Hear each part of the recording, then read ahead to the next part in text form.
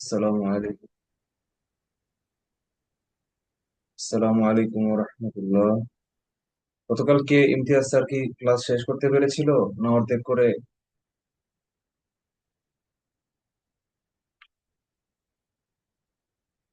না স্যার, উনি শেষ করেছিলেন সম্পূর্ণ ক্লাস। দেখ, উনি একটু অসুস্থ, আমাকে বলেছিল যে ভাই আমি পুরোপুরি নিতে পারবো না। আমি বললাম যতটুকু পারো নাও, প্যারা নিও না, তো ক্লাসটা নাও। তো নিচে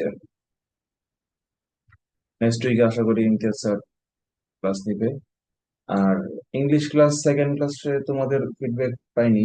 সেকেন্ড ক্লাসটা কেমন ছিল, মানে একটু বেটার হয়েছে কিনা, এবং এই ইংলিশ টিচার তোমাদের চলবে কিনা, তোমাদের মতামতের উপর ভিত্তি করে নেক্সট উইকে আমরা টিচার সিলেকশন করবো। নতুন আলমগীর কবির চলবে কিনা?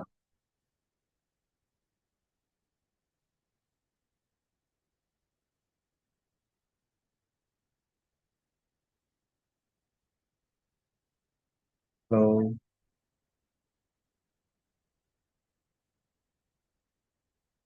Hello,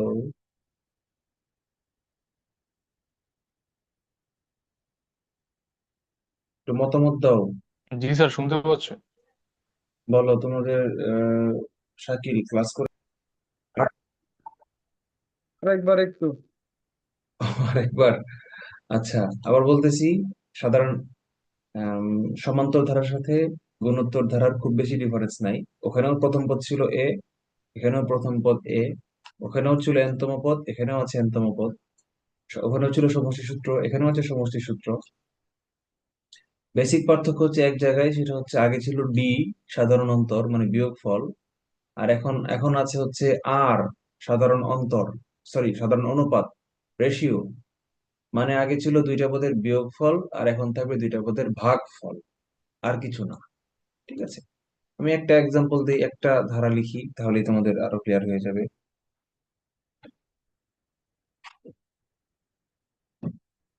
1 minute.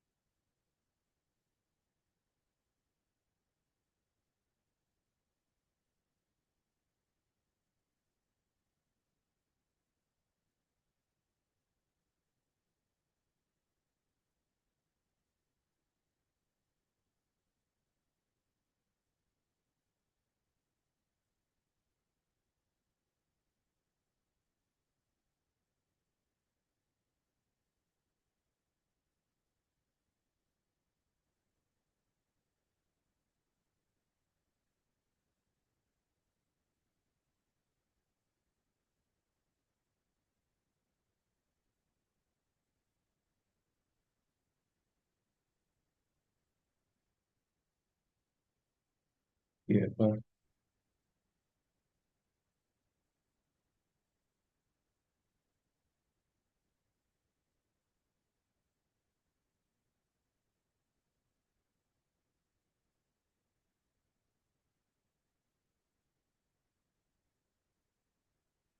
হুম।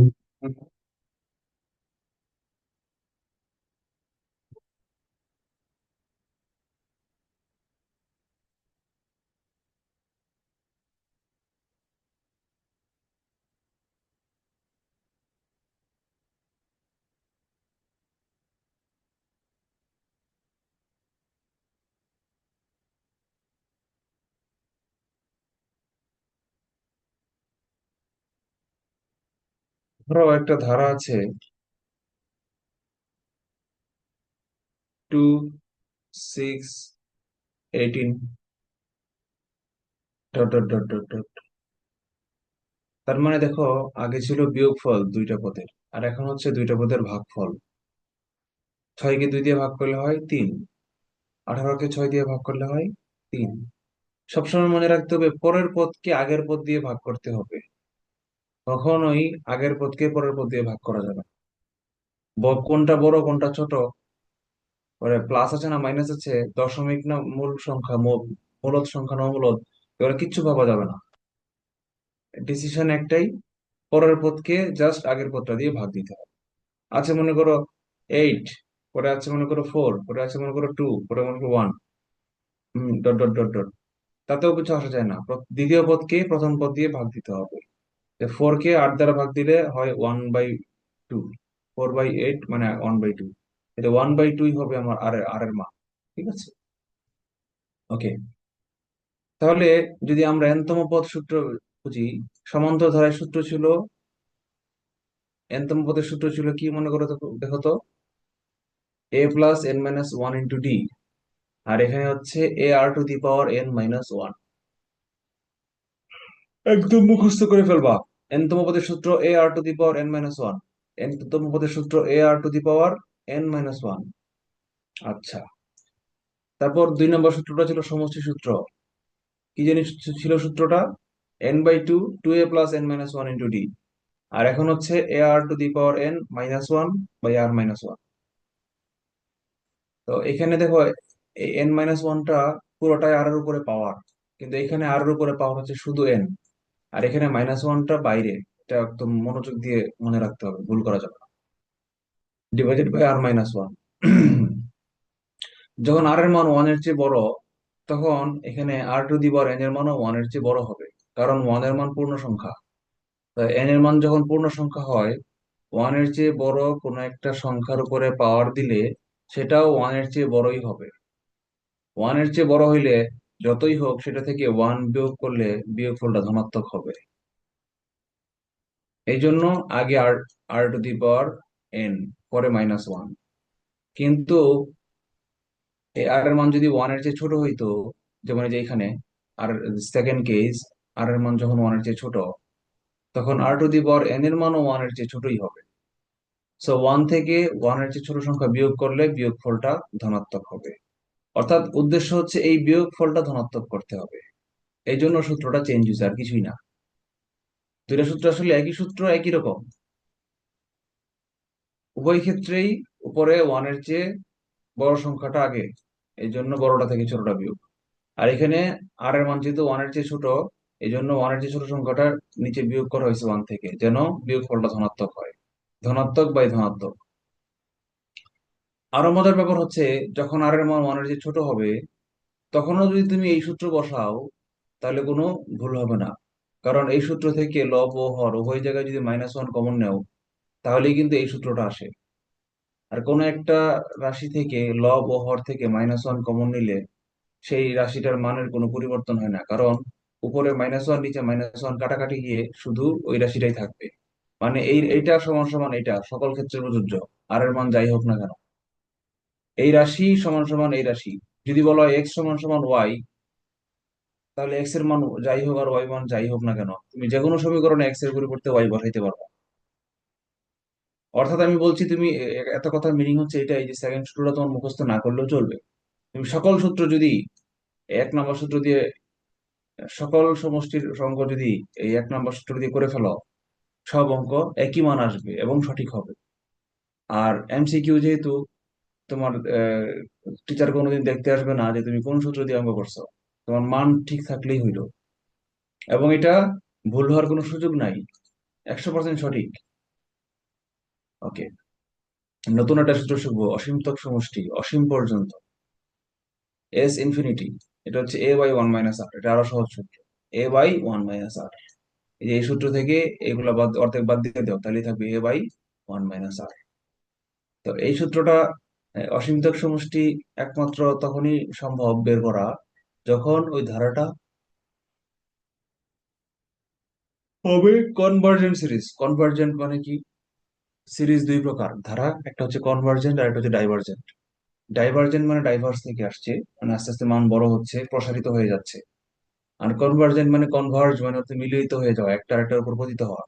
কনভার্জেন্ট মানে যেটা আস্তে আস্তে আস্তে ন্যারো হয়ে যাচ্ছে, সরু হয়ে যাচ্ছে, মানে মান আস্তে আস্তে কমে আসতেছে, মানে মান আস্তে আস্তে ওয়ানের দিকে চলে জিরোর দিকে চলে আসতেছে। যেমন আমি যদি একটা ধারা লিখি 1/2, আমি যদি একটা ধারা লিখি 1/2 plus 1/4 plus 1/8 plus 1/16 dot dot dot dot, এই ধারাটার মান কি 0.5, 0.25, 0.125, মানে কি মান দেখো আস্তে আস্তে ছোট হচ্ছে, কিন্তু দুই দিয়ে ভাগ হচ্ছে, প্রত্যেকটা ছোট হচ্ছে, মানে আর এর মান লেস দেন 1। এই ধরনের ধারার ক্ষেত্রে এই ধরনের ধারার ক্ষেত্রে আমাদের ইনফিনিটি পর্যন্ত মান বের করা সম্ভব। This is called divergent, sorry, convergent series.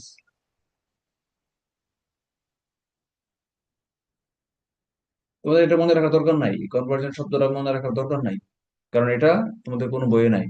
আমি বললাম আর কি, অ্যাডভান্স জানি বলে। ওকে, এবং এটা লাগবেও না তোমাদেরকে। যেই অঙ্কটা দিবে অসীমতক সমষ্টি নির্ণয় করার, অটোমেটিক্যালি সেটা কনভার্জেন্স সিরিজই থাকবে। তোমরা নিজেরা বুঝবাও না যে এটা কনভার্জেন্স সিরিজ, বুঝলেও না বুঝলেও কিছু আসা যায় না, কারণ সূত্র একটাই। ঠিক আছে, তো এটা বোঝারও দরকার নাই। যারা বুঝো নাই, যারা বলতেছে স্যার কনভার্জেন্স সিরিজ বুঝি নাই, না বুঝলেও সমস্যা নাই, সূত্র পাঠাইবা অঙ্ক হয়ে যাবে। কারো কোনো স্যার, প্রশ্ন আছে? বলো। স্যার ছিল বলো। যে অসীমতক সমষ্টির ব্যাপারটা একটু আরেকবার বলবেন, মানে আমার নেট অফ হয়ে গেছিল তো হুট করে, একটু যদি বুঝাই বলতেন জাস্ট অসীমতক অসীমতক সম অসীমতক সমষ্টি মানে হচ্ছে যে ধারাটার মান দশমিকের যে যে ধারাটার মান আস্তে আস্তে জিরোর কাছাকাছি যাবে, জিরোর কাছাকাছি যেতে থাকবে। যেমন দেখো, এই 2 এর পরে 1/4, 1/4 এর পরে 1/8, পরে 1/16, এভাবে যতই সামনে আগাবা মানটা ছোট হতে থাকবে, জিরোর কাছাকাছি আসতে থাকবে। দেখো 1/2 এর মান হচ্ছে 0.5, 1/4 এর মান হচ্ছে 0.25, 1/8 এর মান হচ্ছে 0.125, মানে কি দেখো মানটা আস্তে আস্তে কমতেছে, দশমিকের পরে মান কমতেছে, কমতে কমতে কমতে কমতে একসময় জিরোর কাছাকাছি আসবে। কিন্তু জিরো হবে না কখনোই, ঠিক আছে, জিরোর কাছাকাছি আসবে। এগুলাকে বলা হয় কনভার্জেন্ট সিরিজ। আর কনভার্জেন্ট সিরিজেরই অসীমতক সমষ্টি বের করা সম্ভব। যদি নাও বুঝে থাকো তাতেও সমস্যা নাই, কারণ তোমার পরীক্ষার হলে অসীম এই কনভার্জেন্ট সিরিজ বোঝার দরকার নাই। যেই ধারাটা দেওয়া থাকবে এটা অটোমেটিক্যালি কনভার্জেন্ট সিরিজ তোমাদেরকে দিবে, কারণ না দিলে সেটা অঙ্ক করাই যাবে না। এবং এই সূত্র বসালে অটোমেটিক তোমাদের সেই ধারার মান বের হয়ে যাবে। বুঝতে পারছি sir, thank you. Okay, welcome. এবার আমরা কিছু অঙ্ক করি। বলেছে যে এই একটা ধারা দেওয়া আছে 1/√2, 1, তারপর √2। এই ধারাটার কোন পদ 8√2 হবে? কোন পদ মানে কি? কততম পদ মানে n তম পদ। আমাকে এখানে n তম পদের সূত্র অ্যাপ্লাই করতে হবে, এটা আর কিছু না। তাহলে আমরা যা যা দেওয়া আছে আর কি তথ্যগুলো, প্রদত্ত মানগুলো লিখে ফেলি। দেওয়া আছে a এর মান সমান সমান 1/√2। আর কি দেওয়া আছে? r এর মান, আমরা তৃতীয় পদকে দ্বিতীয় পদ দিয়ে ভাগ করি, √2/1, মানে কি √2। আমরা যদি এটা দিয়ে করতাম তাহলে একই কাট হইতো, আর এর মানে একই ঘটনা করতো। দ্বিতীয় পদ 1 কে ভাগ করতাম প্রথম পদ 1/√2 দিয়া, উল্টাই লিখি হয়, এই উল্টাই লিখে উপরে চলে যাবে, √2 হয়ে যাবে। সো আর এর মান সব যেমনি করি √2 আসবে। এখন বলেছে n তম পদ, আমরা কি জানি n তম পদ? সূত্রটা বলো কেউ। a a into r to r the to the power power n minus 1. 1, এটার মান দেওয়া আছে কত? 8√2। ফাইন, এখন মান বসাই। এর মান কত? 1/√2। আর এর মান কত? √2 whole to the power n এর মান কত? জানি না, থাক জানি না, না থাকলো, সমান সমান 8√2। এই √2 কে ডান পাশে নিয়ে যাই, এটাকে ডান পাশে নিয়ে গেলে কি হবে? √2 টু দি পাওয়ার n-1 সমান সমান 8 ইন্টু Into 2. √2 ইন্টু √2। আচ্ছা, 2 থাক, √2 থাকে, এই কথা। এখন আমরা সূচকের অঙ্ক করেছিলাম, লব সূচক, এগুলো আমরা করে এসেছি। উভয় পক্ষে বেজ যদি সেম হয় তাহলে বেজ বাদ দিয়ে পাওয়ার ইকুয়ালস টু পাওয়ার লেখা যায়। তো বাম পক্ষে যেহেতু বেজ √2, ডান পক্ষে বেজ √2 করতে গেলে কি করতে হবে? সবগুলোকে √2 বানাইতে হবে। তাহলে √2 দুইটা আছে, আরো আছে 8। 8 কে √2 এর উপরে পাওয়ার কত দিলে 8 হয়? Sir, 6. √2 to the six. Power কত দিলে 8 হবে? সিক্স। কেমনে 6 হইলো? কে বুঝো নাই 6 যে হইছে?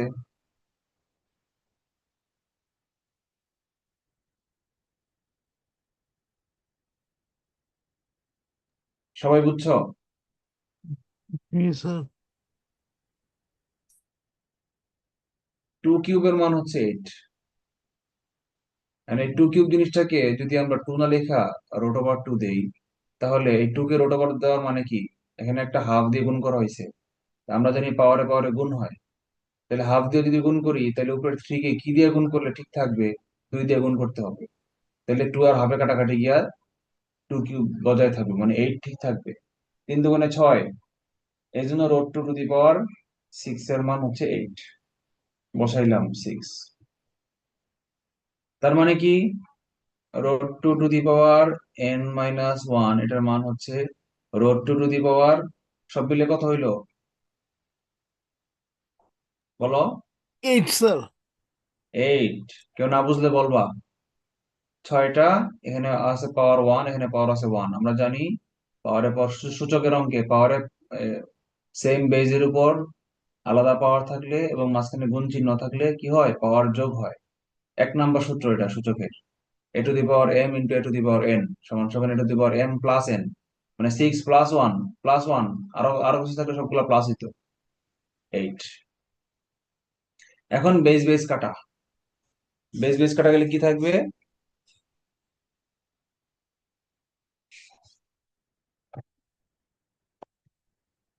বেস বেস কাটা গেলে অনলি পাওয়ার ইকুয়ালস টু পাওয়ার, মানে n - 1 ইকুয়ালস টু 8। তাহলে n ইকুয়ালস টু 8 প্লাস 1 মানে 9। আনসার 9 নম্বর পদ, মানে নবম পদ। কোন পদ? আনসার কি? নবম পদ। 8 √2 হবে। কারো কোনো প্রশ্ন আছে?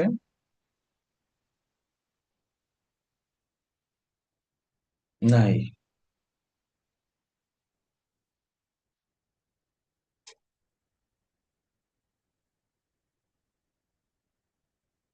আচ্ছা, বলেছে একটি গুণোত্তর ধারার তৃতীয় পদ 20 এবং ষষ্ঠ পদ 160, প্রথম পদ কত?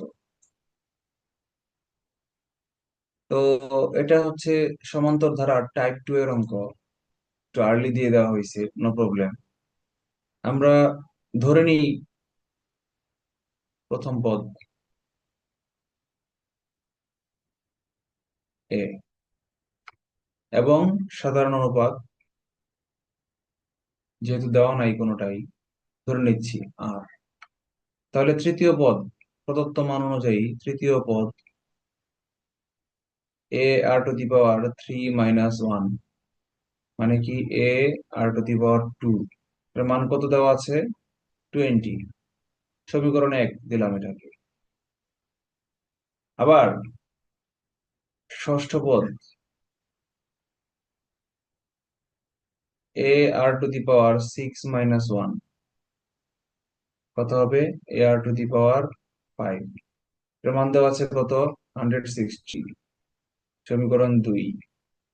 আমরা যদি সমীকরণ 2 কে ভাগ করি 1 দিয়া, কি পাবো? নিচেরটাকে উপরটাতে ভাগ করব, এতে এতে কাটা যাবে, থাকবে r⁻5, নিচে থাকবে r⁻2, উপরে এ আর এ আছে, কেটে দিলাম। উপরে 160, নিচে 20। কে বোঝো নাই? বা আর কিউবের মান হবে কত ভাগ করলে? 8। 8 মানে কি? 2 কিউব। বেস বেস কাটা, পাওয়ার পাওয়ার কাটা, 3 3 পাওয়ার কাটা, তাহলে আর এর মান হচ্ছে 2। এটা হাফ আনসার। আবার বলছে প্রথম পদের মান কত? বলছে প্রথম পদ কত? প্রথম পদের কোথায় বসাবো আমরা? সমীকরণ 1 এ বসাই দিই বা 2 এ, যে কোনো একটাতে। সমীকরণ 1 থেকে 1 এ যদি আর এর মানটা বসাই দিই, তাহলে কি পাবো? এ আর এর মান 2 বসাই, 2 টু দি পাওয়ার 2 সমান সমান 20, বা a × 4 সমান সমান 20, উভয় পক্ষকে 4 দিয়ে ভাগ করলে a সমান সমান 5। সহজ না কঠিন? সহজ স্যার। আচ্ছা, এই অঙ্কটার একটা শর্টকাট আছে।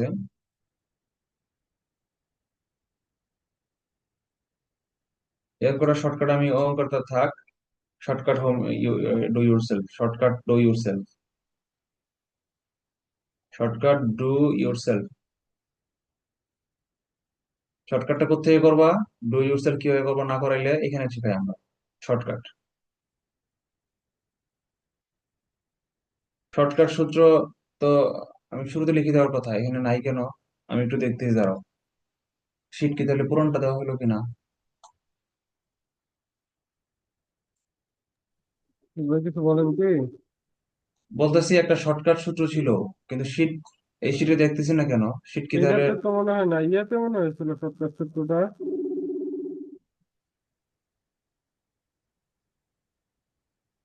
কিসে? ওই যে সমান্তর দ্বারাতে। না না, গুরুত্ব ধরতে আছে। আচ্ছা, দেখতেছি তাহলে আমি।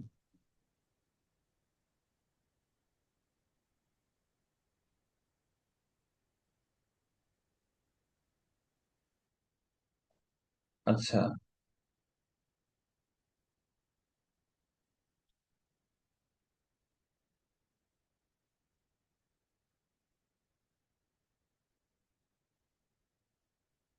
দেখো তোমাকে ওই মেসেঞ্জারে একটা শিট দিছি, সেটা হচ্ছে আমাদের ফেজ 3 যেটা, হুম, ফেজ 3 যেটা, ফেজ 3 শিটটা তোমাকে দিছি মেসেঞ্জারে, দেখো হাতে লেখা যেটা আমার, যেটা আমার ওই যে কলম দিয়ে লেখা শিট, হুম, সেখানে কিন্তু ওই স্পেশাল সূত্রটা দেওয়া আছে। বাট তুমি আমাকে যেটা দিছো এটাতে বেসিকের মধ্যে এটা নাই কেন, একটা বিরাট কোশ্চেন, জাতির বিবেকের কাছে প্রশ্ন। থাক, অসুবিধা নাই, আমরা করাই, শীত দরকার নাই। একটা জিনিসই মিসিং আছে, আমি এটা মুখস্থ আছে, আমি লিখে, বিশেষ সূত্র, এটা তোমরা এখানে না লিখে আমরা যদি এখানে লিখে দিই,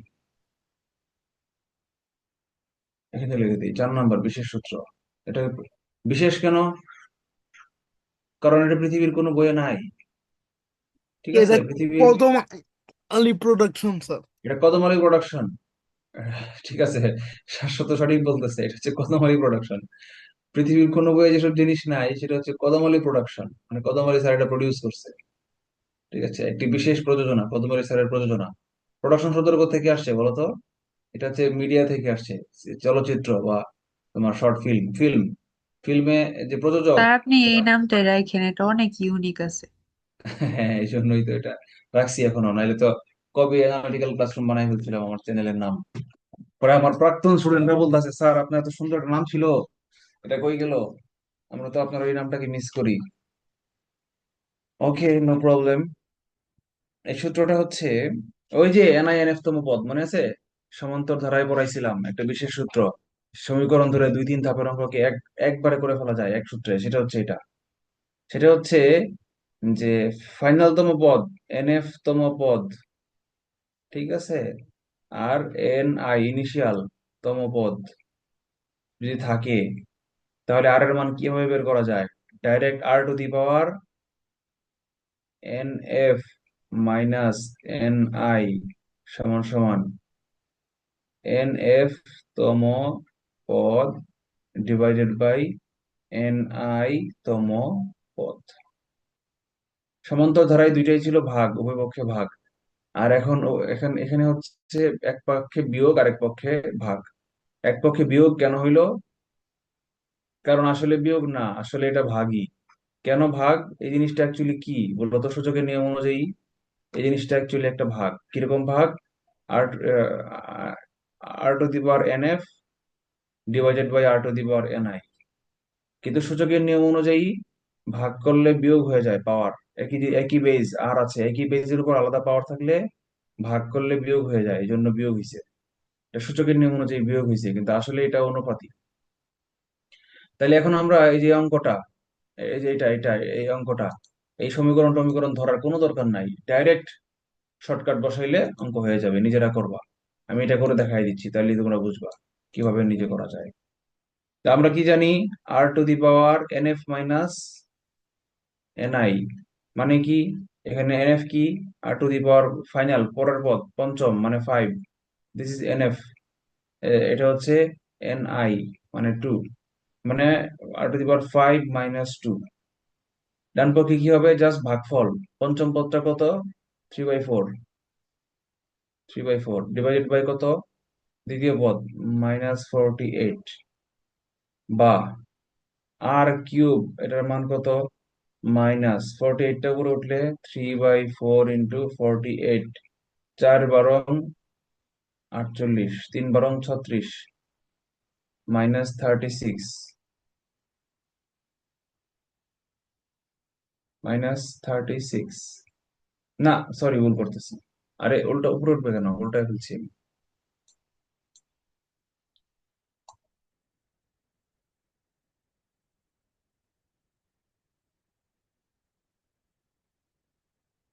-3/4 তো আগেই ছিল, ইন্টু 48 তো নিচে 1/48। 48কে 3 দেখলে 3 × 16 = 48। মানে কি হইলো? -1/4 × 64। বা r³ এটার মান মাইনাস কতর উপর কিউব দিলে 64 হয়? 1/18 = 64, 8 স্কোয়ার। স্কোয়ার না, কিউব লাগবে। 4³ এর মান 64, ইয়েস। 1/4 whole cube. তাহলে কিউব কিউব কাটা, তাহলে base base base equals to base -1/4। কে বোঝো নাই? হ্যালো বেবিস, কারো কোনো প্রশ্ন আছে? না স্যার। না স্যার। ওকে, স্টুডেন্টরা তোমরা কেমন আছো? রেকন, ইব্রাহিম, নাফিয়া, মালিহা, সঞ্জিদা, সাকিব, শাকিল, শাশ্বত। তোমরা কি বুঝতেছো? না বুঝলে প্রশ্ন করবা। আচ্ছা sir. Okay, the second and third terms of a geometric series, bank officer, ঠিক আছে, 5 ব্যাংক অফিসার, ওই যে ব্যাংকার্স রিক্রুটমেন্ট কমিটি বিএসসি কর্তৃক একসাথে সব ব্যাংকে একটা পরীক্ষা নিয়োগ হচ্ছে। ইংলিশে আসছে, বাংলাটা আমরা না দেখি। ইংলিশে বলেছে সেকেন্ড এন্ড থার্ড, দ্বিতীয় ও তৃতীয়, টার্ম মানে পদ, of A geometric series. Geometric series মানে গুণোত্তর ধারা, আর অ্যারিথমেটিক সিরিজ মানে সমান্তর ধারা। আর 9 and 3 রেসপেক্টিভলি। 9 and 3 যদি হয়ে থাকে দ্বিতীয় আর তৃতীয়, তাহলে তৃতীয় পদকে দ্বিতীয় পদ দিয়ে ভাগ করলে তো ডাইরেক্ট আর এর মান বের হয়ে যায়। এটা তো কোনো অঙ্কের পর্যায়ে পড়ে না। আমরা তো দেখতে পাচ্ছি r = 9/3, sorry 3/9।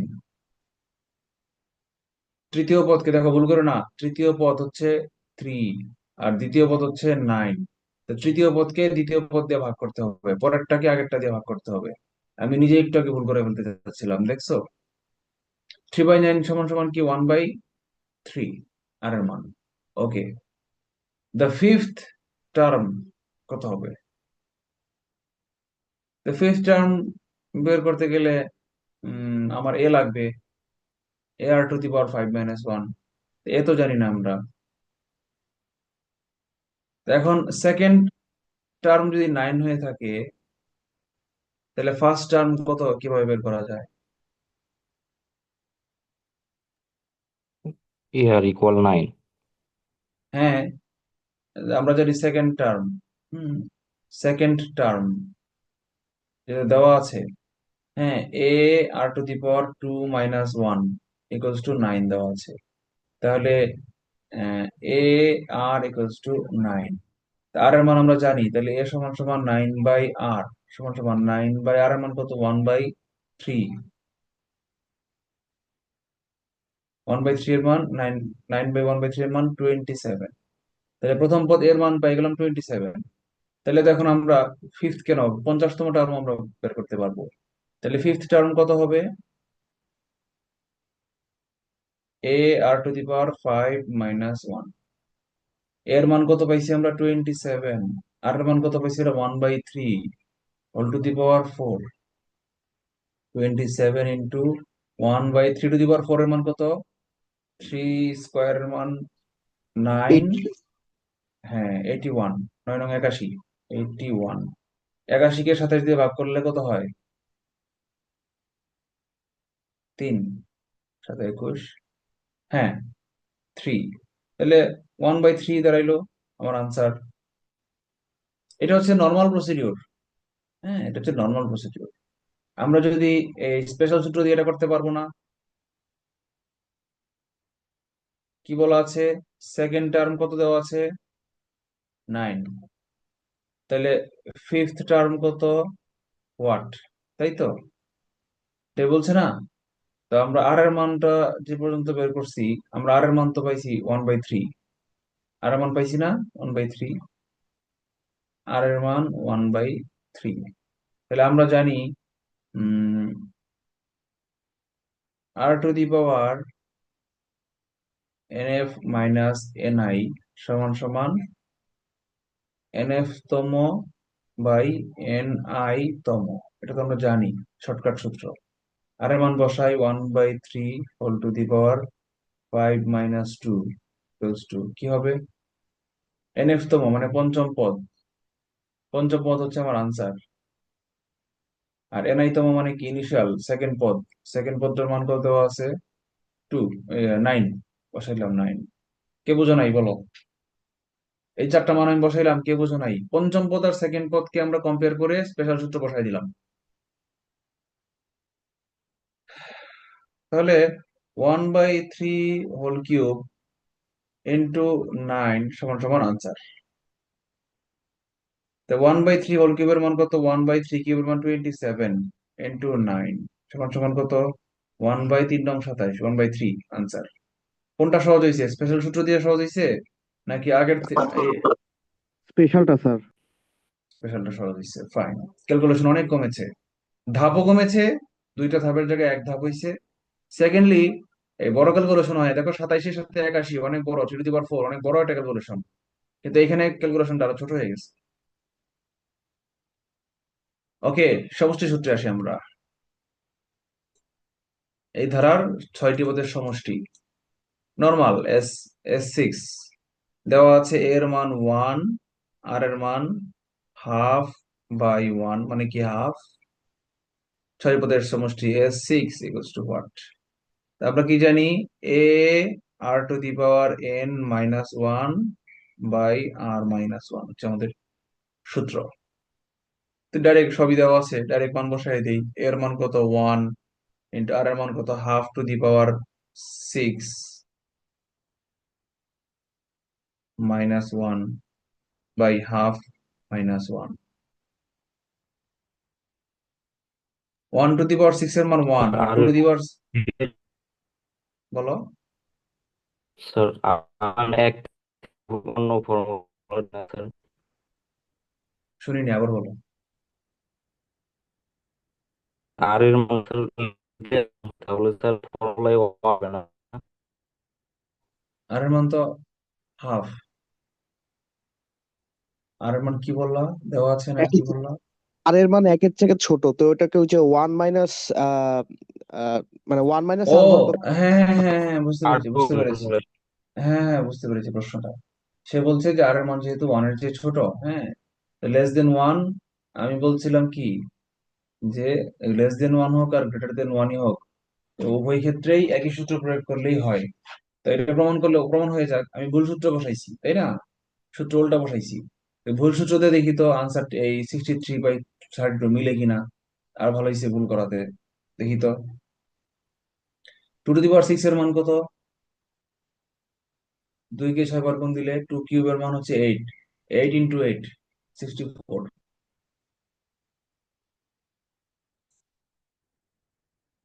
2 to the power 6 এর মান 64 -1 বাই ½ - 1 এর মান, ½ - 1 এর মান কত? Minus minus half. Half. Minus half. অর্ধেক থেকে 1 বিয়োগ করলে অর্ধেকই থাকে, ছোটটা থেকে বড়টা বিয়োগ করলে একটা মাইনাস চিহ্ন চলে আসে। যারা পারবা না তারা এইভাবে করবা, এই যে 2 ধরবা, 1 - 2 সমান সমান -1/2 এভাবে করবা, ঠিক আছে? ওকে, এখন উপরে আবার একটু যোগ বিয়োগ করি। উপরে লসাগু নেই 64, কি থাকে? 1 - 64, নিচে 1 -1/2। আচ্ছা, -1/2 কে উল্টাই দিলে থাকবে কি? -2 ইন্টু উপরে থাকবে কি? -63/2। 64। 2 দিয়ে 64 কে কাটলে কি থাকে? 32 দুগুণে 64, মাইনাসে মাইনাসে প্লাস, উপরে 63, নিচে 32।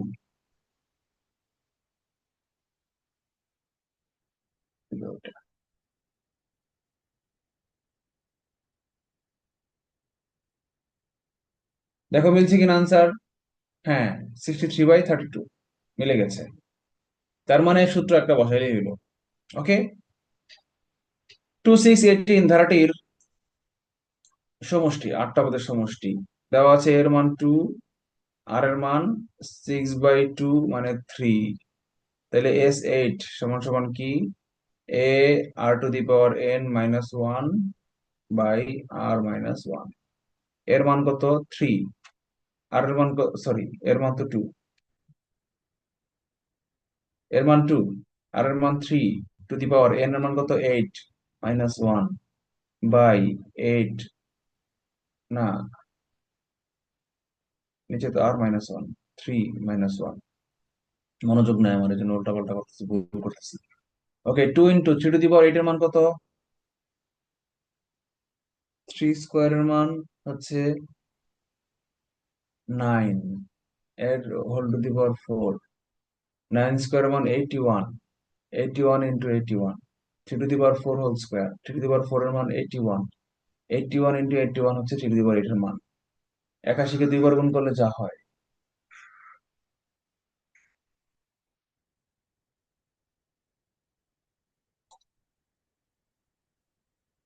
একাশি, একাশি, একাশি, একাশি, 8 একে 8, 8 64,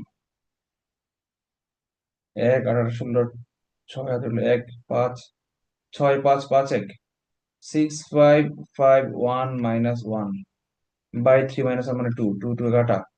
এটা কি থাকলো? 6, 5, 5, 0, সরি 5 না, এটা 6, এটা 6, 6, 5, 6, 1 ছিল, 6, 5, 6, 0।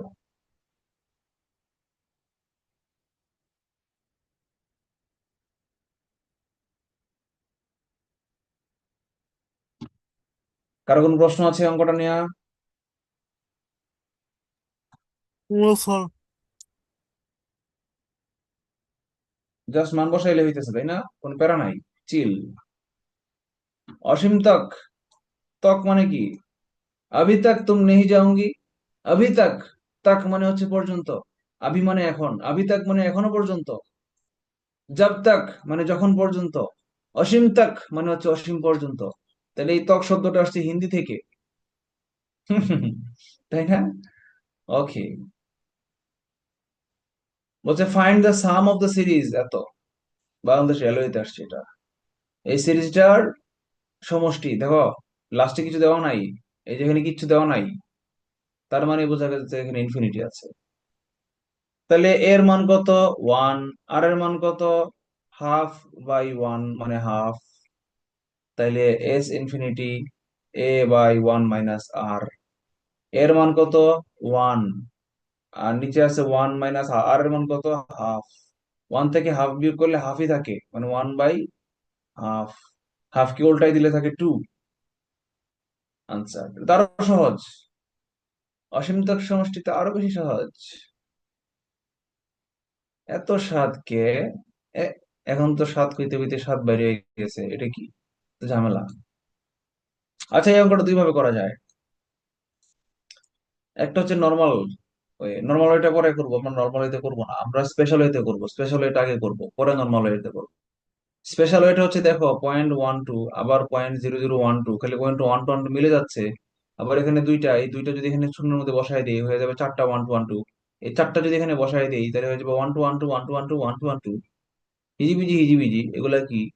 তার মানে 1 2 1 2 ধারাটা, তার মানে ধারাটা যদি মানটা বসাই, এই ধারাটা সমান সমান আমরা লিখতে পারি 0.12 1 2 1 2 1 2 1 2 1 2 dot dot dot dot dot dot dot infinity. মানে এটা কি? জোরের পরে দশমিক যারা যারা রিপিট হয় তাদেরকে পৌনঃপুনিক বলা হয়, মানে 1 2,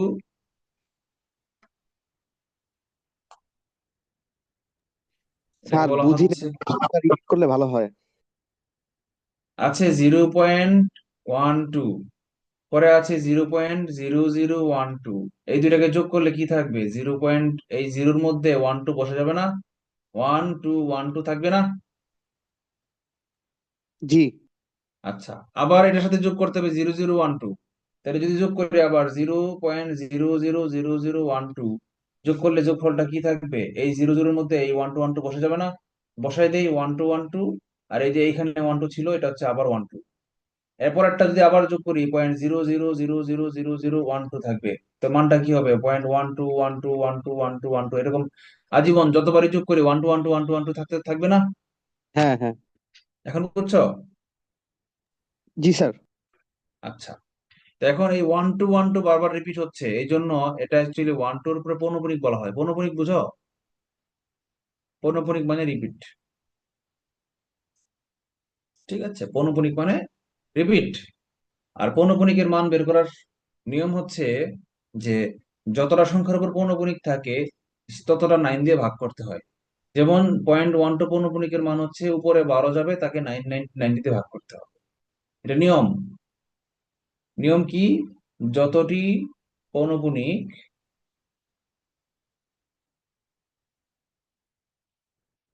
আমাদের হুজুর আমির সাহেব কেমন আছেন? ইব্রাহিম সৌরভ দেরিতে জয়েন করেছেন।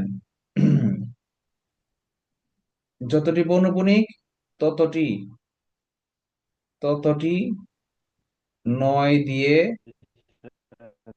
ভাগ করতে হয়। ঠিক আছে? ইব্রাহিম সৌরভ কোথায় জানি অনার্স করেছো? কোন সাবজেক্টে, কোন কলেজ থেকে বা কোন প্রতিষ্ঠানে পড়েছো? স্যার আমি তিতুমির কলেজ থেকে স্টাডিজ অনার্স করেছি। আচ্ছা, আর আমাদের আরেকজন ইব্রাহিম আছে, রোল 15 19। তুমি জি কিসে স্যার। পড়েছো?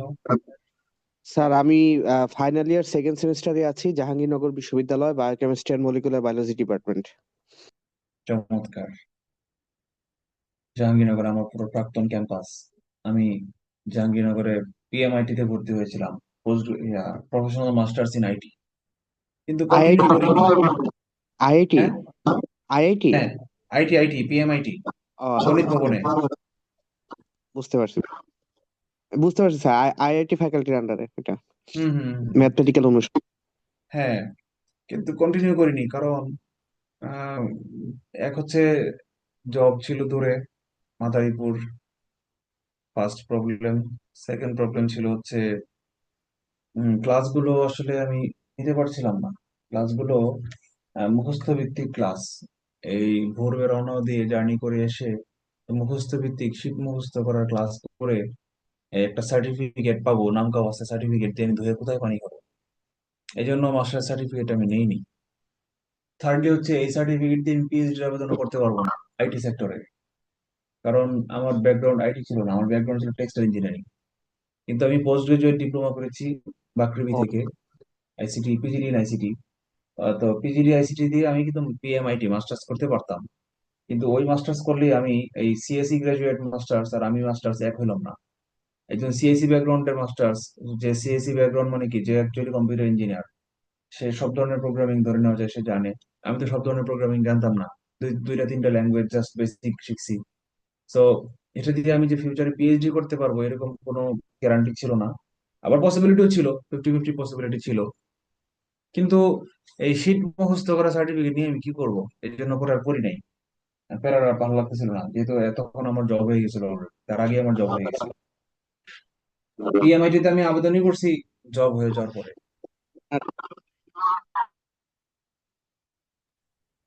বুঝতে পারছি স্যার, না ঠিকই আছে ডিসিশন। এবার আমার জন্য আসলে জব করে যদি এমন হতো যে আমি বসে আছি বেকার, কোনো কাজ নাই, তাহলে ভাবতাম একটা সার্টিফিকেট নিয়ে রাখি, অনার্স করছি, মাস্টার্স তো করাই লাগে, এই জন্য করতাম। কিন্তু আমার অরিজিনাল মাস্টার্স ছিল বুটেক্সে, বাংলাদেশ ইউনিভার্সিটি অফ টেক্সটাইলস।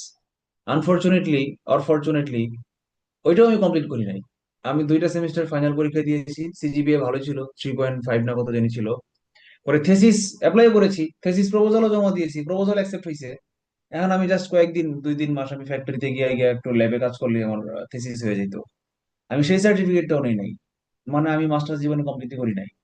আমি এখন জীবনে আমার সর্বোচ্চ শিক্ষাগত যোগ্যতা পিজিডি ইন আইসিটি। তো আমার থিওরি হচ্ছে লাইফে যেটা কাজে লাগবে না সেটা আমি নেই না, মাগনা দিলেও নেই না। যেটা আমার মজা লাগে না এটা আমি খাই না, বাংলা দিলেও খাই না। ঠিক আছে, দুইটা সার্টিফিকেট আমি অর্ধেক অর্ধেক কমপ্লিট করে, একটা তো অর্ধেক না, থিসিস বাকি মানে কি 90% কমপ্লিট হয়ে গেছে আমার। জাস্ট থিসিসটা একটা কোন রকম আমি যদি স্যারের বলতাম যে স্যার, আমি আমার বিসিএস জব হয়ে গেছে স্যার, আমি টেক্সটাইল সেক্টরে আর জীবনে আসবো না, আমার সার্টিফিকেট জীবনে কোনো কাজে লাগবে না। অ্যাকচুয়ালি তখন মাস্টার্সে ভর্তি ছিলাম টিচার, যদি টিচার হইতে পারি। কারণ তখন বাংলাদেশে টেক্সটাইল যেহেতু বুয়েটে টেক্সটাইল নাই, সো টেক্সটাইল ইঞ্জিনিয়ারিং যারা বাইরে থেকে পড়বে তারা এমনি বস। টেক্সটাইল ইঞ্জিনিয়ারিং এর বিএসসি হচ্ছে অন্যান্য ইঞ্জিনিয়ারিং এমএসসি সমান কোয়ালিফাইড বাংলাদেশে। বাংলাদেশে টেক্সটাইলের মাস্টার্সই ছিল না। বুটেক্সে মাস্টার্স খুলছে আর ডেভেল ইউনিভার্সিটিতে মাস্টার্স ছিল। তখন আমি বুটেক্সের থার্ড ব্যাচে মাস্টার্স করি আমি। ঠিক আছে, তখন বুটেক্স হচ্ছে আগে টেক্সটাইল ইঞ্জিনিয়ারিং কলেজ ছিল, পরে ভার্সিটি হওয়ার পরে মাস্টার্স খুলছে। তা আমি থার্ড ব্যাচে চান্স পেয়ে গেছি। সো ধরে নিতে পারি যে মাস্টার্স পাশ করে বের হইলে সঙ্গে সঙ্গে আমি ইউনিভার্সিটি টিচার। কারণ বাংলাদেশে মাস্টার্স করা গ্রাজুয়েট খুবই কম ছিল তখন, 2014-15 সালের কথা বলতেছি। সো মাস্টার্স করা একজন টেক্সটাইল ইঞ্জিনিয়ার বাংলাদেশে কিন্তু হিউজ ডিমান্ড, কারণ মাস্টার্স নাই বাংলাদেশে টেক্সটাইল। তো বিসিএস হয়ে যাওয়ার কারণে আমি পরে ওই সার্টিফিকেট নিলাম না, বললাম আমার দরকার নাই, আমি বিসিএস হয়ে গেছি। এখন আমি মাস্টার্স করব ইনশাআল্লাহ। কবে? আইটি সেক্টরেই, টেক্সটাইল থেকে সরে আসছি যেহেতু, ইনফরমেশন ক্যাডারে আছি। আমি হয়তো সাইবার সিকিউরিটি বা উম, আরো অনেক টপিক আছে, নিউ জার্নালিজম, নিউ মিডিয়া, এগুলো নিয়ে আমি হয়তো মাস্টার্স করব। ফরেন মাস্টার্স করব আর কি, ফরেন ডিগ্রি নিব একটা, ফরেন স্কলারশিপের জন্য চেষ্টা করব। এখনো চেষ্টা শুরু করিনি, কারণ আসলে আম্মা অসুস্থ, একবার ফ্যামিলি লাইফে একটু প্রবলেমে আছি। সেটেলড হওয়ার পরে ইনশাল্লাহ মাস্টার্স করার জন্য 2 বছরের জন্য দেশের বাইরে চলে যাব, আর কদিন পরে আর কি। কিন্তু দেশের যে দুইটা মাস্টার্স সার্টিফিকেট আমি নেই নাই, কারণ আমার ফিউচারের সেটেলমেন্ট আছে, একটা মাথার উপর একটা বড় একটা ভরসা আছে যে না আমি সার্ভিস করছি, গভর্নমেন্ট জব করছি। আমার মাস্টার সার্টিফিকেট চাকরি জীবনে কোনো কাজে লাগবে না। জাস্ট মানুষরা বলতে পারবো এই মাস্টার করছি দুইটা। মানুষকে বলার জন্য এই শীট মুখস্থ করা সার্টিফিকেট আর ল্যাবরেটরিতে বসে বসে সার্টিফিকেট ছুটি নিয়ে নেওয়া, এগুলো কোনো দরকার নাই, এই জন্য নেই নাই। জানি না ভুল করছি না ঠিক করছি।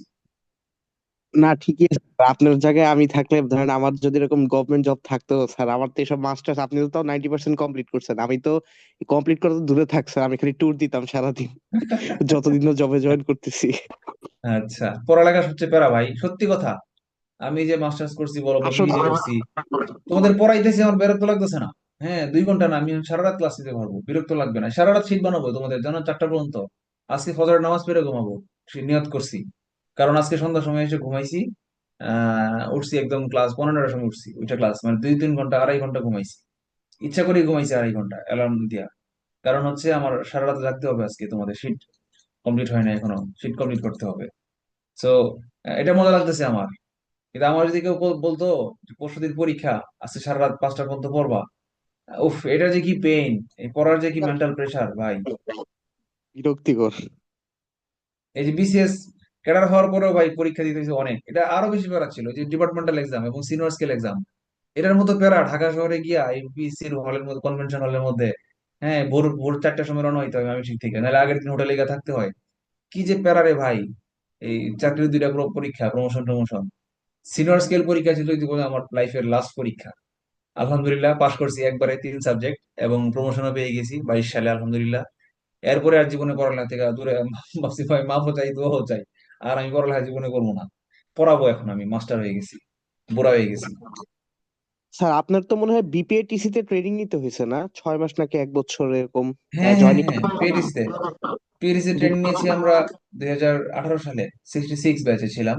তখন জাহাঙ্গীরনগরের ক্যাম্পাস তো বর্ডার একদম লাগানো, তখন জাহাঙ্গীরনগরে আমরা বিকালে মাঝে মাঝে বের হয়ে আহ, আড্ডা জি দিতে স্যার। আসতাম।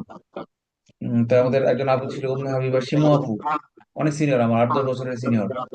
তো বিকাল হইলে উনি আমারে আহ, গোতাইতো, এই নশাদ চলে যায়, চাপ খাই আসি।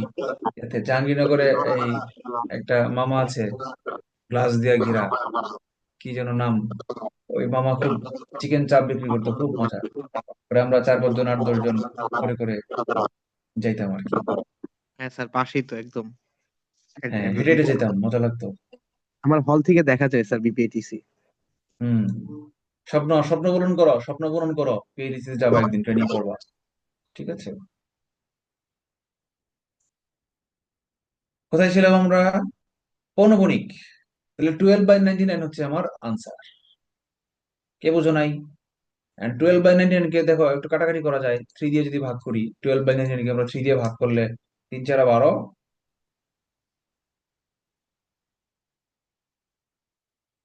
3 4 12, 3 3 99, মানে 4/33।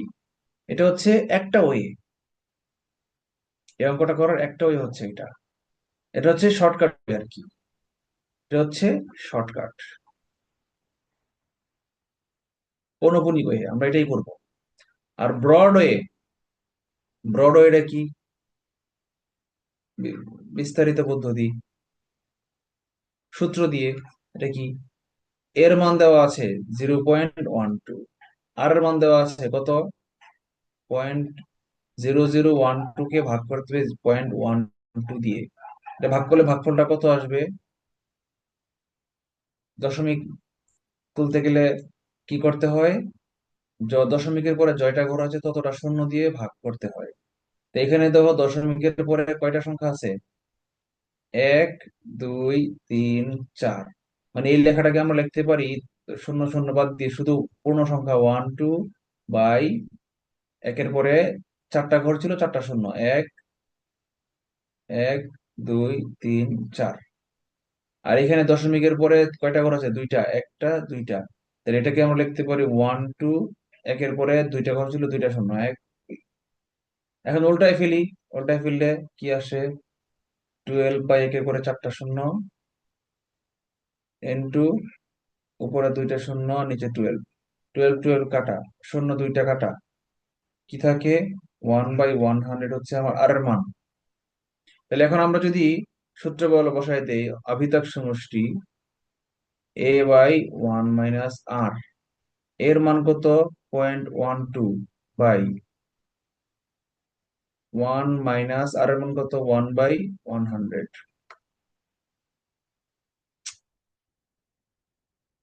0.12 মানে 12/100, আর নিচে 100 কমন নিলে থাকে 100 মাইনাস 100 × 100। উল্টাই দেই, 12/100 ইন্টু 100 উপরে চলে গেল, 100 থেকে 1 বিয়োগ করলে থাকে 99, 100 100 কাটা, 99/32, 3 দিয়ে ভাগ করলে 3 4 12, 3 দিয়ে কাটলে 3 3 99, 4/33 আনসার। কোনটা সহজ, শর্টকাট না বিস্তারিতটা? শর্টকাটটা স্যার। হ্যাঁ, তো তোমরা শর্টকাটটা দিয়ে করবা। এই পরের অঙ্কটা আমরা শর্টকাট দিয়ে করবো, ঠিক আছে? 0.3 0.03 0.003।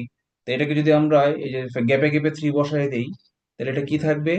এই ধারাটা সমান সমান মান কি থাকবে? 0.3333 dot dot dot dot dot infinity. 3 3 মানে কি? 0.3 পৌনঃপুনিক। 3 পৌনঃপুনিক মানে কি?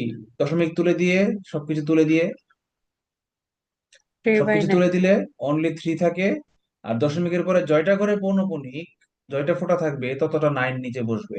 একটা ফোঁটা একটা 9, কাটাকাটি করলে 1/3। এত এত সহজ, এত সাদকে। Any question? No question. আচ্ছা, আমরা পরের অঙ্কটা করি। একটি টিভির মূল্য বছরের শুরুতে যা ছিল, বছরের শেষে মূল্য হ্রাস পেয়ে তার 3/4 হয়। মানে বছরের শুরুতে ছিল, ধরলাম শুরুতে ছিল টাকা, তাহলে শেষে কত হবে? বছরের শেষে 3/4, মানে 4/3 ভাগ, থ্রি, 3/4 কোয়ার্টার, ঠিক আছে? আচ্ছা, 3 বছরের শেষে মানে কয়টা ধাপ পড়ে? প্রথম বছরের শুরুতে এ, প্রথম বছরের শুরুতে, প্রথম বছরের শেষে 3/4, তার মানে এই প্রথম পদের এটা হচ্ছে প্রথম পদ, 3/4 এটা হচ্ছে দ্বিতীয় পদ ধারার।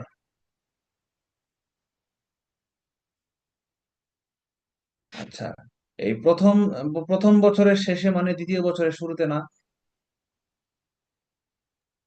হ্যাঁ, হ্যাঁ। তাই না? প্রথম বছরের শেষে যা হয় দ্বিতীয় বছরের শুরুতে তো তাই হয়। তার মানে এই এই প্রতি বছরের শুরুতে আর যেই পদ শেষ, প্রতি বছরের শেষে যেই পদ হয় তারপরের বছরের শুরুতে অ্যাকচুয়ালি একই পদটাই হয়। ঠিক আছে, আমরা যদি এইভাবে ভাগ করে ফেলি, প্রথম বছর, দ্বিতীয় বছর, তৃতীয় বছর, তাই না? এটা হচ্ছে প্রথম বছর, এটা হচ্ছে দ্বিতীয় বছর, এটা হচ্ছে তৃতীয় বছর। তাহলে প্রথম বছরের শুরুতে ছিল এ, বেটা,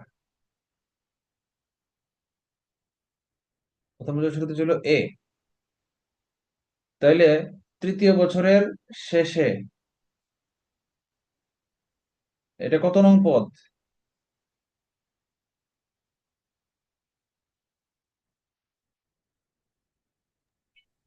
চারতম পদ। ইয়েস, n equals to 4, চতুর্থ পদ। এই যে এটা এটা যে বলছে না 3 বছর শেষে, মানে কি n equals to 4। এটা বোঝানোর জন্যই তোমাদেরকে এতগুলো কথা লিখলাম, যে 3 বছর তোমরা ভাবতে পারতা স্যার 3 বছর শেষে বলছেন তাহলে n equals to 3 হবে। না, n equals to 4, কারণ প্রথম বছরের শেষে ছিল n equals to 2। তো প্রথম বছরে n equals to 2, দ্বিতীয় বছরে n equals to 3, মানে যত নম্বর বছর তার চেয়ে এক বেশি পদ সংখ্যা। তাহলে এক বেশি কেন হইলো? একটা বাড়তি থেকে আসলো, ওই যে বাড়তিটা হচ্ছে প্রথম বছরের শুরুতে একটা বাড়তি। এই জন্য প্রতি বছরের শেষেরটা হচ্ছে এক বেশি। প্রথম বছরের শেষে দেখো এক বেশি, দ্বিতীয় বছরের শেষে এক বেশি, তৃতীয় বছরের শেষে এক বেশি। ওকে, এখন কি বলছে? প্রথম বছরের শেষে শুরুতে মূল্য কত ছিল, মানে এ, এটাই বের করতে বলছে। এ বের করতে বলেছে। তাহলে কি দেওয়া আছে? আর এর মান দেওয়া আছে। আর এর মান কত? দ্বিতীয় পদ 3a/4 ডিভাইডেড বাই প্রথম পদ এ, কত? 3/4। আর এর মান দেওয়া আছে। চতুর্থ পদ, চতুর্থ পদ দেওয়া আছে কত? আচ্ছা, কত পরে লিখি, আগে সূত্র লিখি। a r⁴ এর মান দেওয়া আছে কত? 6750। বসাই দিই, 6750। এর মান কত? এর মানে তো বের করতে হবে। তাহলে এ ইন্টু আর এর মান বসাই দিই, 3/4 ইকুয়ালস টু 6750। তাহলে এ ইকুয়ালস টু 3/4, ওই পাশে গেলে উল্টায় যাবে, 6750 ইন্টু 4/3 হয়ে যাবে ওই পাশে গেলে, কিউব। মান বসাও, 4 কিউবের মান কত? 64। 3 কিউবের মান কত? 27। এদিকে 6750। এটা মনে হয় বিসিএস এর কোশ্চেন না। হ্যাঁ, পানি উন্নয়ন বোর্ড, এই জন্য এটা ক্যালকুলেটর ইউজ করা অনুমতি ছিল, না এটা তো বড় অঙ্ক দিবে না। 27 6750 দিয়ে ভাগ করলে, তবু দেখি আমি 27 দিয়ে ভাগ করি। 6750, 27 দুগুণে, 7 দুগুণে 14, 54, 54। 7 থেকে 4 বাদ দিলে 3, 13, আনলাম 105, 35। ভাগ যায় 5 27-এ, না 5 23-এ 150। তাইলে 3 5 15, ইয়াস, 5 30-এ 150। 27 মানে কি 3 কম, তাহলে 3 5 15 কম, 150 থেকে 15 কম 135, মিলে গেছে। 5 27-এ 135। ওই যে শূন্যটা এখানে চলে আসবে, মানে 250। কাটাকাটি করলে 250 ইন্টু 64। এটাকে গুণ করি আমরা শর্টকাটে, 250 ইন্টু 4 ইন্টু 4 × 64। এই 4 দিয়ে 250-কে গুণ করলে এটার মান হয় 1000। 1000 থেকে 16-কে গুণ করলে হয় 16,000। এটা হচ্ছে আমার আনসার, 16,000। তার মানে অঙ্কটা অ্যাকচুয়ালি কিছুই না। অঙ্কটা কি? যে সাধারণ অনুপাতের মান দেওয়া আছে 3/4, আর চতুর্থ পদের মান দেওয়া আছে 6750, প্রথম পদের মান বের করতে বলছে। এটা কোনো অঙ্ক হইলো? একটা ধারার চতুর্থ পদের মান, চতুর্থ পদের মান দেওয়া থাকলে আর আর এর মান দেওয়া থাকলে প্রথম পদের মান বের করা এটা কোনো অঙ্ক হইলো? এর চেয়ে অনেক কঠিন অঙ্ক আমরা শুরুর দিকে করাইছি, কিন্তু অঙ্কটা কঠিন লাগছে কেন? যে এটা যে চতুর্থ পদ এটা বুঝাইতে গিয়ে অনেক কথা বলতে হয়েছে, তোমরা এটাকে তৃতীয় পদ ভাবতেছিলা।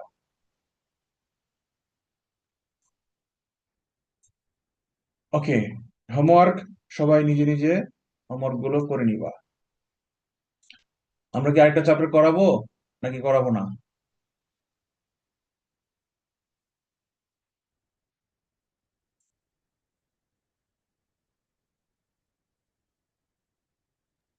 স্যার কালকের পরীক্ষায় থাকবে তো এটা, তাহলে হ্যাঁ, নতুন চ্যাপ্টার না করানোই ভালো স্যার। আচ্ছা আচ্ছা, ঠিক আছে। আমি একটু যা চাপে আছি, তারাই আছি, তোমাদের শীট নিয়ে এখন বসবো খাওয়া দাওয়া করে।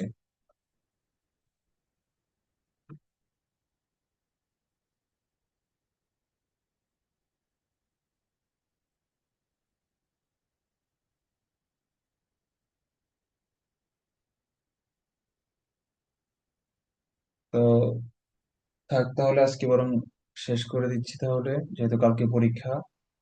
কালকে পরীক্ষা, আজকের ম্যাথ থাকবে। তোমরা এখনই হোমওয়ার্ক গুলো করে ফেলো, করে রাত্রেবেলা আমাকে মেসেঞ্জারে দাও। আমি সজাগ আছি সারা রাত, স্যার এই অঙ্কগুলো পারি নাই। হুম, বা কালকে দিলেও আমি পারবো, সলভ করে দিব, ঠিক আছে? তোমরা কোনটা কোনটা পারবে না সেটা আমাকে জানাবে, ঠিক আছে? সলভ করে দিব, কেমন? ঠিক আছে। এই 45তম বিসিএস আসে কিন্তু, দেখছো? আচ্ছা, দাঁড়া দাঁড়া দাঁড়া দাঁড়া দাঁড়া দাঁড়া দাঁড়া, একটা অঙ্ক আসছে 48তম বিসিএস, দেখি তো রিসেন্ট বিসিএস এ কি আর অঙ্ক আসছে।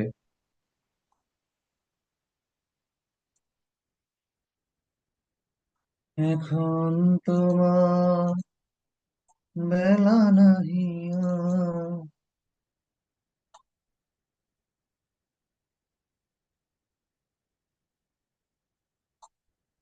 এটা না।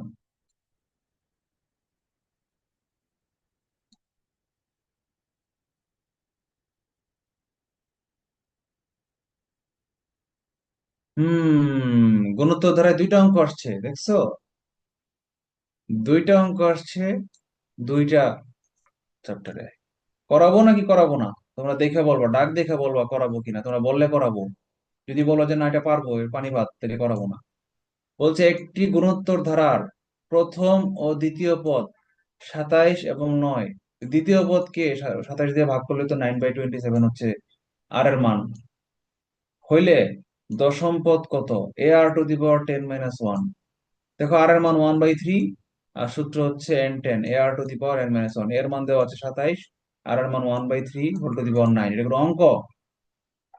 এটা কোনো অঙ্ক? এর চেয়ে কত কঠিন অঙ্ক করাইছি। আচ্ছা, এটা দেখি। পঞ্চম পদ 32, অষ্টম পদ 256, তম পদ তম পদ, সাধারণ অনুপাত, NINF এর সূত্র, ডাইরেক্ট NINF এর সূত্র, দেখছো? এত সহজ, এত সহজ কে, এত সাত কে? ওই মিয়ারা কথা কও নাকি? সহজ না কঠিন? জি স্যার, ওই স্পেশাল শর্টকাট সূত্রটা দিয়েই করা যাবে দুইটাই। হ্যাঁ, এক সূত্রে অঙ্ক শেষ, এটা কোনো অঙ্ক হইলো? ঠিক না বেঠিং? তো তোমরা যে বলো যে স্যার 47তম বিসিএস নাই কঠিন হয়েছে, কই কঠিন? আমি তো দেখতেছি সহজ হয়েছে। কঠিন হইলো কই কোশ্চেন? একটা দুটো সাবজেক্ট কঠিন হয়েছে, আই3টা কঠিন হয়েছে। ইংলিশ গ্রামার কালকে আমি স্টাডি করলাম, তোমাদের ওই যে শিটের মধ্যে সব 47, 48, 49 কোশ্চেন বসাইলাম, এডিট আপডেট করলাম। আমি দেখি এগুলো তো পানি ভাত। এর চেয়ে 41-এর কোশ্চেন, 37-এর কোশ্চেন হার্ড হয়েছিল। তার মানে অ্যাকচুয়ালি ইংলিশ সহজ আসছে, ম্যাথ সহজ আসছে। কঠিন আসছে কি আবার? কঠিন আসছে আইসিটি কঠিন আসছে, আর হচ্ছে এই বাংলাদেশ বিষয়গুলি, আন্তর্জাতিক বিষয় কঠিন আসছে।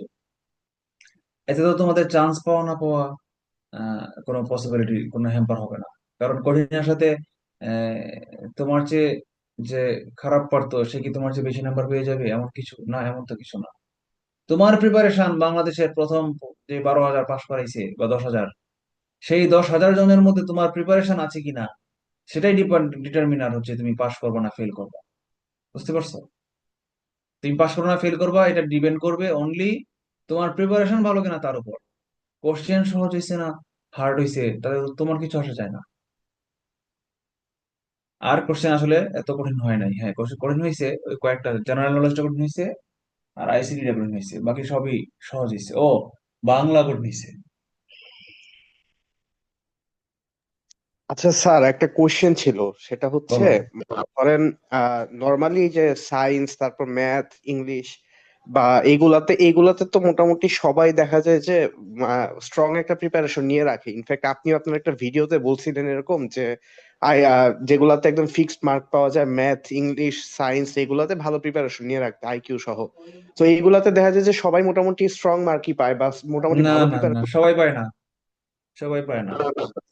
যারা পায় তারাই পাস করে।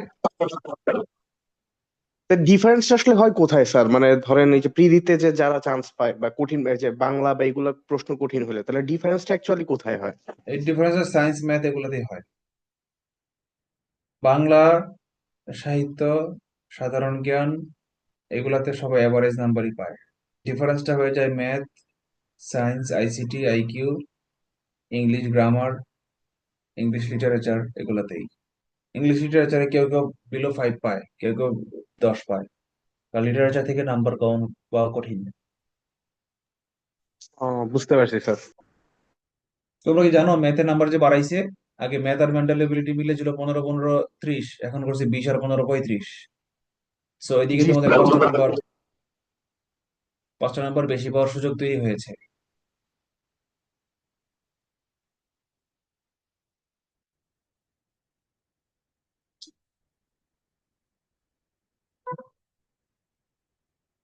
আর কমাইছে কিসে? বাংলা আর ইংরেজিতে মনে হয় কমাইছে। 35-35 ছিল 70, এখন এটাকে 30-30-60 করছে। আর বাংলাদেশ বিষয়গুলি আন্তর্জাতিক বিষয়গুলি ছিল 30 আর 20, এটাকে 25-25-50, 50 ছিল আগেও জিকে, এই 50-কে 50-ই রাখছে। জাস্ট 30 আর 20, 50-কে 25-25-50 করছে, যার কারণে আন্তর্জাতিক বিষয়গুলি তোমাদের আহ বাড়াইতে হবে, ক্লাস সংখ্যা বাড়াইতে হবে, পড়া পরিমাণও বাড়াইতে হবে। তো আমি তোমাদের একটু বলে রাখি, আমাদের আন্তর্জাতিক বিষয়গুলি শীটটা কিন্তু খুবই দুর্বল।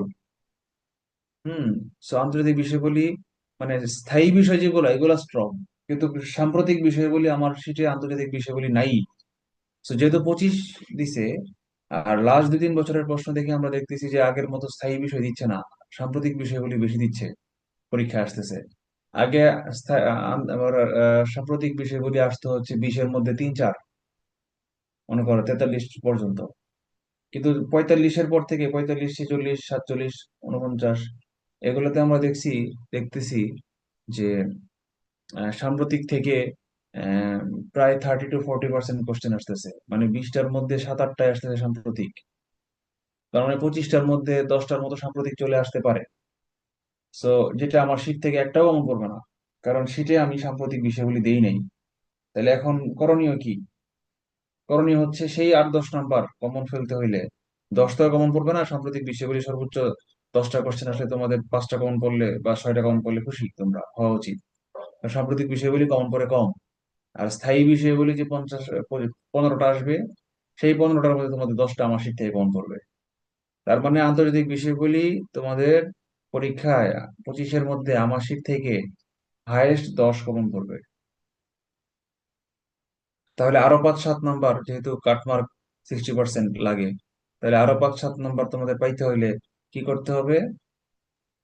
আন্তর্জাতিক সাম্প্রতিক টপিক গুলো তোমাদেরকে, নিউজ পেপার পড়ার টাইম নাই, তোমরা কারেন্ট অ্যাফেয়ার্স গুলো পড়বে।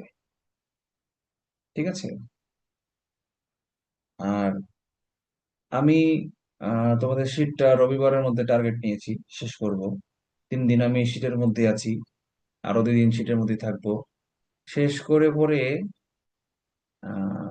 নেক্সট উইকে আন্তর্জাতিক বিষয়গুলি সাম্প্রতিক নিয়ে একটু বসবো, কয়েক মাসের কারেন্ট অ্যাফেয়ার্স কে জোড়া দিয়ে আরেকটা এক্সট্রা সাপ্লিমেন্টারি শীট বের করবো এর জন্য, কারেন্ট টপিকস, যেটা করে গেলে তোমাদের হয়তো আন্তর্জাতিক বিষয়গুলির এই 5-6 নাম্বার সাম্প্রতিক যেগুলো আসে আশা করি কমন পড়বে আর কি।